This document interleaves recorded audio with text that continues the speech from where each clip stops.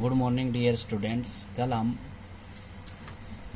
Horizontal projection के case के अंदर हमने ये बताया था कि अगर हम किसी भी ऑब्जेक्ट को या प्रोजेक्टाइल को किसी सर्टेन हाइट से गिराएंगे तो वो 2D डायमेंशन के अंदर नीचे आती है, एक बार हॉरिजेंटली एक बार वर्टिकली। तो आज हम उसका टाइम ऑफ फ्लाइट कैलकुलेट करेंगे। टाइम ऑफ फ्लाइट का मतलब क्या होता है कि कोई भी ऑब्जेक्ट जब ऊपर से गिराते हैं तो वो एयर के अंदर कितना रहेगा, वो टाइम उसका टाइम ऑफ फ्लाइट कहलाएगा। तो it is the total time in which projectile remains in air is called time of flight. तो प्रोजेक्टाइल जितना एयर के अंदर रहता है उसको टाइम ऑफ फ्लाइट कहते हैं, इसको टी लेटर से डिनोट करते हैं। अब देखो, जब टाइम जो है ऊपर से नीचे की तरफ आ रहा है ऑब्जेक्ट, तो हम वर्टिकल अपवार्ड मोशन लेंगे वर्टिकल जो डाउनवर्ड मोशन लेंगे नीचे की तरफ। तो सारे जो डाटा हैं हम वो ही यूज करेंगे वर्टिकल डाउनवर्ड के अंदर। तो एस बराबर UT plus half eighty square. जब ऊपर से नीचे ऑब्जेक्ट आ रहा है तो डायग्राम के अंदर देखो यहाँ पे, तो एस तो उसकी हाइट है, एच क्या है हाइट, एक्स क्या है ओरिजेंटल डिस्टेंस, वाई क्या है वर्टिकल डिस्टेंस, यू उसकी क्या है इनिशियल वेलोसिटी। तो अब हमने इक्वेशन कल भी बताई थी, जब टाइम ऑफ फ्लाइट कैलकुलेट कर रहे हैं, मोशन अलोंग ओरिजेंटल डायरेक्शन या मोशन अलोंग वर्टिकल डायरेक्शन हमने कैलकुलेट किया, तो उसमें एस बराबर UT plus half eighty square लगाई इक्वेशन ऑफ मोशन। तो यहाँ पे भी एस बराबर UT plus half eighty square लगानी है। तो एस हमें क्या लेना है, जब हम ऊपर से नीचे की तरफ आ रहे हैं प्रोजेक्टाइल के अंदर, तो एस जो डिस्टेंस होता है वो हाइट के बराबर लेना है। इनिशियल वेलोसिटी जीरो, क्योंकि ऊपर से कोई भी ऑब्जेक्ट गिराते हैं तो वो अपने आप आता है एक्सेलरेशन ड्यू टू ग्रेविटी की वजह से। एक्सेलरेशन क्या लेना है, प्लस का जी लेना है, और टाइम क्या लेना है, टी लेना है। ये वैल्यू सारी आप पुट कर दो। तो put the value equation first we get s बराबर एच, यू बराबर जीरो, टी बराबर टी प्लस हाफ, ए बराबर जी इंटू टी स्क्वायर। तो ये जीरो हो गया तो हाफ जी टी स्क्वायर बच गया। हमें टी निकालना है टाइम, तो टी का वेरिएबल एक जगह ले लेंगे तो 2h अपॉन में जी आ जाएगा। तो टी बराबर क्या आ जाएगा, √2h अपॉन में जी। ऐसे टाइम ऑफ फ्लाइट हम कैलकुलेट कर सकते हैं। आगे हॉरिजेंटल रेंज।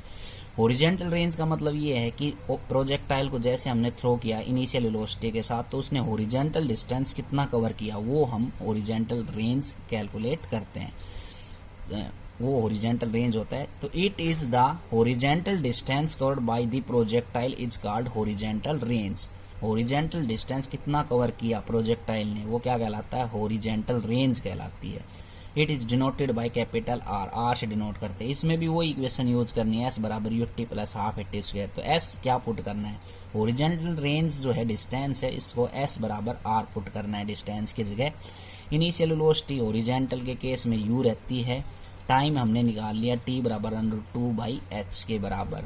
तो ये टाइम क्या था, जिसमें ऑब्जेक्ट एयर के अंदर रहा, चाहे वो हॉरिजेंटली चाहे वो वर्टिकली।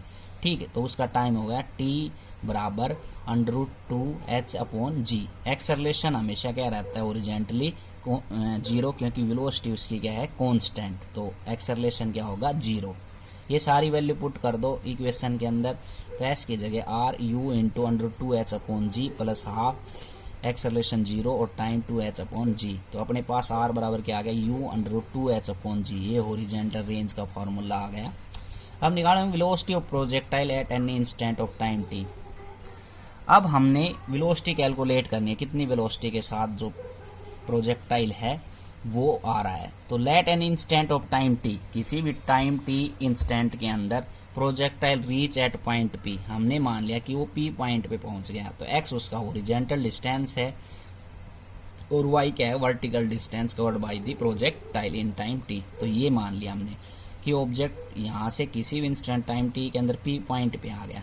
तो पी पॉइंट पे आएगा तो उसकी वेलोसिटी ये रहेगी वी वेलोसिटी, इस वेलोसिटी के साथ आ रहा है वी वेलोसिटी के साथ।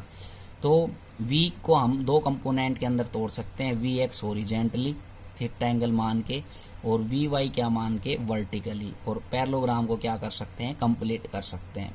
ठीक है, तो ये हमने पैरेललोग्राम को कंप्लीट कर लिया। तो यहाँ पे वी एक्स क्या मान ली, velocity in horizontal direction, V Y velocity in vertical direction, और वी क्या है रिजल्टेंट वेलोसिटी, ये रिजल्टेंट वेलोसिटी है। तो हमने ये माना था कि ऑब्जेक्ट या projectile at an instant of time T के अंदर पी पॉइंट पे पहुंच गए तो उसकी रिजल्टेंट वेलोसिटी वी है।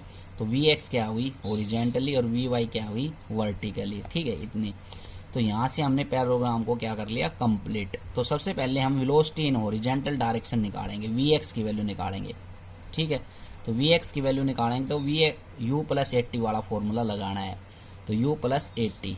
तो इनिशियल वेलोसिटी हॉरिजॉन्टल में क्या रहती है, यू। एक्सेलरेशन हमेशा क्या रहता है हॉरिजॉन्टल में, 0 टाइम टी। तो वीएक्स की वैल्यू कितनी आ गई, यू आ गई।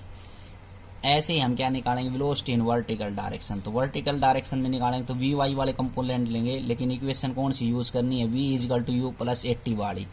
तो v equal to u, initial velocity vertical direction में 0 रहती है, एक्सेलरेशन प्लस का जी रहता है और टाइम टी, ठीक है। तो वी वाई की वैल्यू कितनी आ गई, जी टी। वी वाई का मतलब है वर्टिकल वेलोसिटी। अब वी एक्स और वी वाई की वैल्यू आ गई, तो हम क्या करेंगे, complete the parallelogram in figure and calculate resultant velocity according to parallelogram law of vector addition. Parallelogram law of vector addition हम लगाएंगे तो रिजल्टेंट वेलोसिटी का square is equal to the v x का स्क्वायर प्लस में we y का square. तो we की value कितनी आ जाएगी, अंडर रूट वी एक्स का स्क्वायर प्लस वी वाई का स्क्वायर। वी एक्स की वैल्यू यू है, वी वाई की वैल्यू जी टी है, ये वैल्यू हम रख देंगे। तो ये वैल्यू हमने रख दी। V square parallelogram law of vector addition लगाएंगे तो वी की वैल्यू कितनी आई, under root V X square plus में वी वाई स्क्वायर। तो वी की वैल्यू कितनी आ गई, under root U square plus G square T square. ये क्या है, वेलोसिटी है। अब हम डायरेक्शन भी निकाल सकते हैं, तो tan बीटा की वैल्यू निकालते हैं। उसी ट्रायंगल में से tan बीटा निकालेंगे तो v y upon v x बराबर कितना आ जाएगा, जी टी अपॉन में यू। तो ये आज के लिए इतना ही, थैंक यू।